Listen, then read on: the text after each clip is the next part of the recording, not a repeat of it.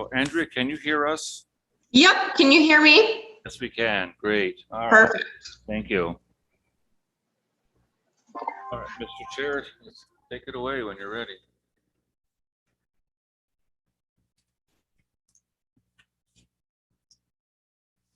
Okay, I'll call the Board of Adjustment hearing to order. We'll have the call the roll. Probably just say your name. Yeah, that'd be best. Jill Noreen. Mark Deach. Gerald Porter. That's all there are. Just three of us tonight. There are no minutes to approve. I didn't get a chance to get them for you, so that's my fault. So there'll be just a boatload next time. Yep. Are there any public comments? We received no public comments. Okay. Okay, Bob, you want to read the All right. publication of the hearing notice? Yes, so in accordance with revisions of section 19.84 Wisconsin statutes, public notice is hereby given to all residents in the town of Tainter that Dunn County Board of Adjustment will hold a public hearing on Monday, June 21, 2021 at 5:30 p.m. in room 60 of the Dunn County Government Center, formerly the Community Services Building, 3001 US Highway 12 East. The applicant, Alan Kading, on behalf of Mary Kading, 1225 Marshall Street, Eau Claire, Wisconsin, has made an area variance request to reduce the front yard setback from 42 feet to 32 feet to construct a detached garage at E6709 841st Avenue, Menominee, Wisconsin 5471. Parcel number 170-38229-12220040002, located in part of Government Lot 4 in Section 22, Township 29, Range 12 West, described as the east 50 feet of the west 150 feet of that certain parcel of land conveyed to the grantor herein by that certain deed dated the 28th day of November 1914 and recorded in the office of the Register of Deeds in and for Dunn County on the 30th day of November 1914 in volume 86 of deeds on page 21, subject to easements and highway use of record and the east 50 feet of the west 200 feet of the following described parcel of land, commencing at the southwest corner of Lot 4 in Section 22, Township 29, North, Range 12 West, thence east along the south boundary line of Lot 4, about 31 rods to a square iron with a round head on it. Thence, in a northerly direction, about 12 9/10 rods to an iron stake with a hole in the top of the lake shore. Thence in the westerly direction along the lake shore, about 30 rods more or less to the west boundary of said Lot 4. Thence south along the west boundary line of said Lot 4, about 3 rods to the place of beginning. So that's the public, or that's the description, and that's a very old description, and it's a very Yes. long one. So, Wow. and so this notice was published on June 2nd and June 9th as per code, and we have proof that was published.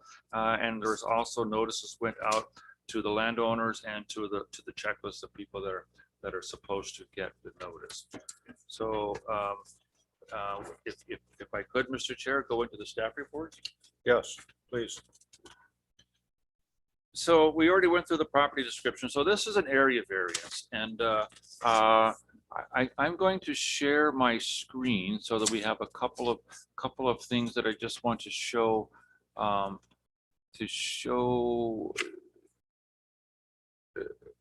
everyone. So here's the context map, and so Mr. Kading's parcel, and I don't have a pointer, but can you see on the screen that this little thing going around there?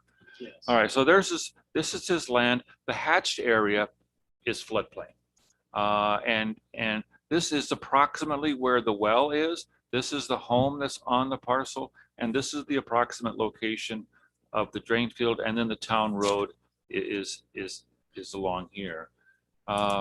So the other thing that we want to show you is just maybe the this red line right here, that's the setback line, 42 feet from the road or 75 from the center of the road. This is where his drain filled in. This is where the well is. This is the approximate location. Somewhere in this area is where Mr. Keating wants to put a 3-car garage. So clearly we can see that there isn't room to push it towards the road or away from the road to get to the 75-foot or to the 42-foot setback, because the well is going to be away and the house is in the way, and then we still have floodplain to deal with.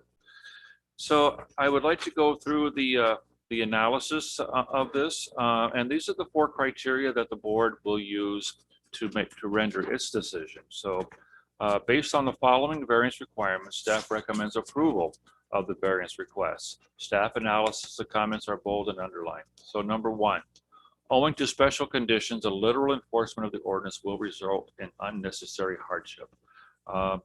And so I didn't turn on the topography, but if you want to see the topography, it's relatively flat up to about this area right here, and then there's some grade where it drops off to the lake. And so it's relatively flat where the home, septic, and well are located. The shoreline is relatively steep bank, and the floodplain covers approximately 1/3 of the parcel. And then I show you the context map. Due to the location of the home, driveway, well, and septic system, and I showed you that on the site map, there is very little room left for a garage. The variance is needed so that, number 2, the variance is needed so that the spirit of the ordinance will be observed. The spirit of the ordinance will be observed. Highway setbacks are required to expand the road right of way, to add lanes, and provide minimum distance for safety. So that's the reason that we have setbacks and for some consistency just in neighborhoods. In this case, the town road has low traffic volume, so the probability of needing additional right of way to add lanes in the near future, or even the long distance future, is minimal. Substantial justice will be done by granting the variance. Since there is not a practical alternate site to construct the 3-car garage, granting the variance is reasonable. The shoreline ordinance, and this is a little bit of background for things that are going to happen if the board approves this, that are going to happen afterwards, and I'll go through these. The shoreline ordinance limits the amount of impervious surfaces on a parcel to 15% without a mitigation plan, and a maximum of 30% impervious surfaces with the mitigation. The existing conditions equals 2,036 square feet. That's the impervious surface currently.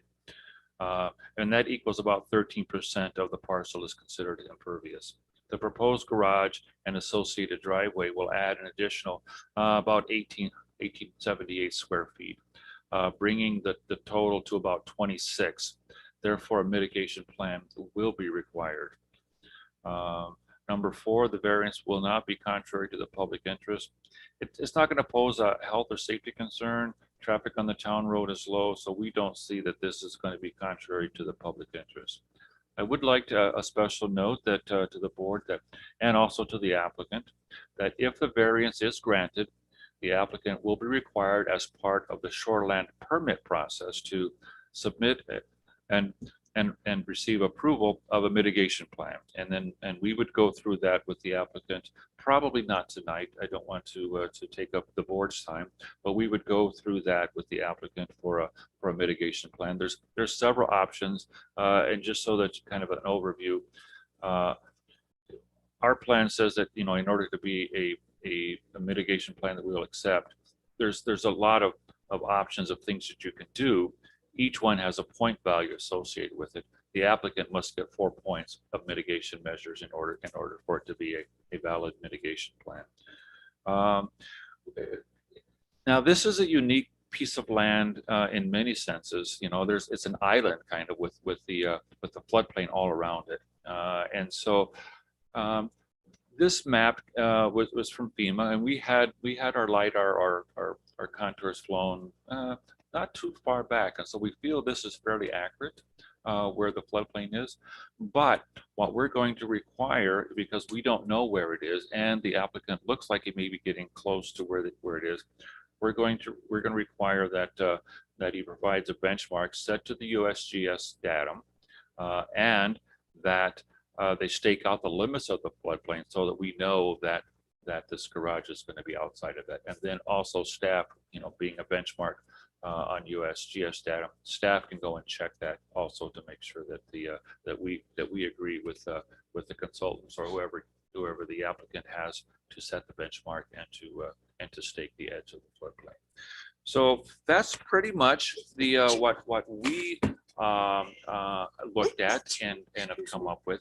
Now, it's possible, that assuming that the variance is granted, we get out there and find the area where the floodplain actually is.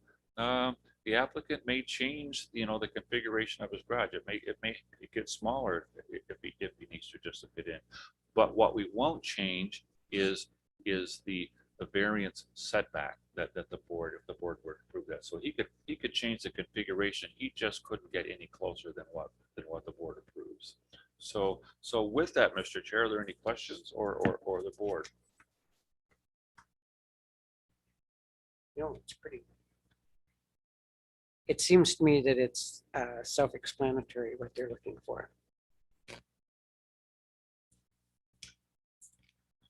Well, I don't know that I have any questions. It almost looks like part of their house is in the floodplain on this. And it probably is now. It may not have been when they built. We just redid the floodplain and they changed them, or it may have been when they built and it just wasn't regulated. So.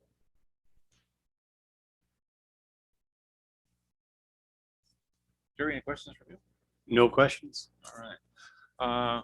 If not, Mr. Chair, that the applicant is here. If you want to swear the applicant in, and maybe he would like to either add some stuff to our staff report. Do you wish to speak? Sure. Yeah. Do you solemnly swear to tell the whole truth and nothing but the truth, so help you God? Yes. State your name and address, please. Alan Caton, 6709, 841st. Yeah, I think it's that up there because I think that microphone is the one that's going to work. So we may have to just start over so we can hear you. Can you hear him, Andrea? No, sorry, I was looking for my unmute button. I couldn't hear any of that. Yeah, Okay. we'll start over. So Do you need to swear me in too? Swear me in again, Mark. Did you get to swearing in? Yep, just have him start with his name and address. Alan Kading, E6709, 841st Avenue, Colfax, Wisconsin. Okay, go ahead. Okay. Yeah, just thank you very much for having me. This is the first time I've ever done this. So there's some words and stuff I never knew before, like impervious and ligation and whatever. So Bob has been great going through. This property has been in my family. They're the first ones that ever built on it. So it's like 55 years or older than I am. So we've been on Taylor Lake our whole lives. It's a property that's there. It was on behalf of my mother, but if we go, she's the owner of the property now. But if this is something that I go forward with or you approve, then I'm going to be purchasing the land. So it will be mine. All I'm looking to do is do some capital improvements to it. It was originally built as a cabin. It can be 4-season, but going on and doing capital improvements, adding a garage so I have space for vehicles, etc. To the property. So, I mean, the flood zone, I mean, that was probably grandfathered or whatever with the cabins. I mean, 50 years ago, I don't think they even looked at it. And of course, a lot of things changed with FEMA, etc. So as far as the cabin part of it, that was most likely what it was. So there's no garage that exists there today. There's a little shed that will be replaced. I do have some pictures. You're welcome to look at them.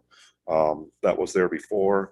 And then, just because it's a cabin a little bit smaller, there's not a lot for storage. So this will help me with that and make the property much better for everyone else out there as well. So I don't know if you guys have any other questions.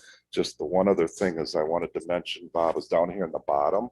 I don't know if this makes a difference, but you had a Menominee, Wisconsin 54751, and that would be Colfax. You let me know and we'll make that correction. Okay, well, I just noticed it when you're talking. I didn't notice it before. So Thank you. I don't have much other than that because it's pretty basic as far as what I'm looking to do. I don't know if anybody else has questions at all. Are you planning on moving there then? Yes, yes. Living there. Yes, exactly, correct.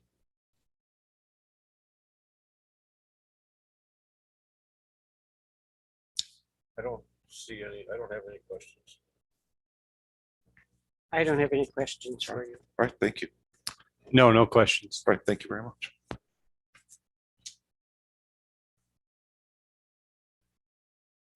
Well, Mr. Chair, if there are no questions from the board, I'll give you a sheet for your deliberations. You guys can go through those and kind of either follow my staff report or go through on your own. Yeah, your deliberation, basically, it was what you read for the staff report. I tried to do my best for you. Can you lean closer into the mics? Thank you. Thank you.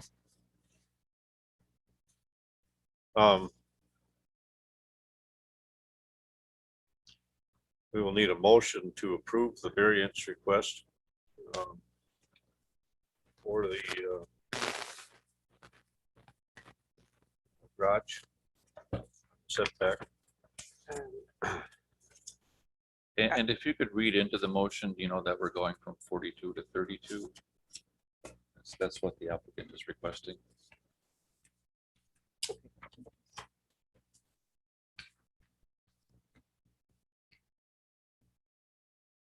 I move that we accept or approve the request to have the variance moved from 42 to 32, and also to include that they submit and receive approval of the mitigation plan, provide an on-site benchmark set to the GS or USGS datum, and stake out the floodplain limits, contour 880, and locate the garage outside of the floodplain. Motion been made. Is there a second? I'd second that. Motion been made and seconded to approve the variance. As stated, all those in favor say aye. Aye. Aye. Opposed? Motion carries. The